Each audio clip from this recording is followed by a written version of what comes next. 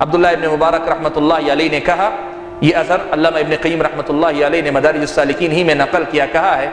کہ من تہاون بالادب عوقب بحرمان السنن، جو آدمی ادب کے احکام، آداب میں سستی برتتا ہے، آداب نہیں اختیار کرتا، آداب کا خیال نہیں رکھتا، اسے سزا کے طور پر سنتوں سے محروم کیا جاتا ہے۔ ومن تہاون بالسنن، اور جو آدمی سنتوں کے ساتھ سستی برتتا ہے، عوقب بحرمان الفرائض، تو اللہ تعالیٰ اسے سزا کے طور پہ فرائض سے محروم کرتے ہیں۔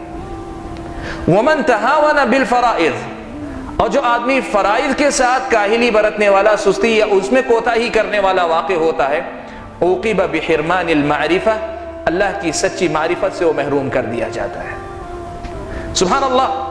جہاں تک فرائض کی بات ہے، سنتوں کی بات ہے، یہ بات ہم دوسرے موقعوں پر بھی سنتے ہیں کہ فرائض کے چھوڑنے سے نقصان ہوتا ہے، سنتوں کے چھوڑنے سے نقصان ہوتا ہے، لیکن جو بات حضرت عبداللہ ابن مبارک رحمۃ اللہ علیہ کے اس اثر میں نظر آتی ہے وہ یہ کہ حضرت عبداللہ ابن مبارک نے کہا کہ اسلامی شریعت کی نظر میں آداب کا درجہ اور مقام کیا ہے، یہاں سے ہماری سمجھ میں آنی چاہیے بات۔ کہا من تہاون بالادب عوقب بحرمان السنن،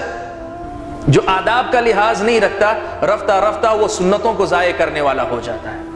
اور جو سنتوں کا خیال نہیں رکھتا، رفتہ رفتہ وہ فرائض میں کوتاہی کرنے والا ہو جاتا ہے، اور جو بندہ فرائض میں کوتاہی کرنے لگتا ہے، اللہ کی سچی معرفت، اللہ کی سچی محبت، اللہ تعالیٰ کا سچا خوف اور اللہ تعالیٰ سے حقیقی جو رشتہ ہے، جو صحیح تعلق ہے، جو ایک بندے کی زندگی کا کمال ہے اور بندگی کے درجے کی اونچائی ہے، وہاں پہنچنے سے وہ انسان محروم ہو جاتا ہے۔ اس کا مطلب یہ ہوا کہ اسلام کی نظر میں آداب اسلامی کی بڑی اہمیت ہے۔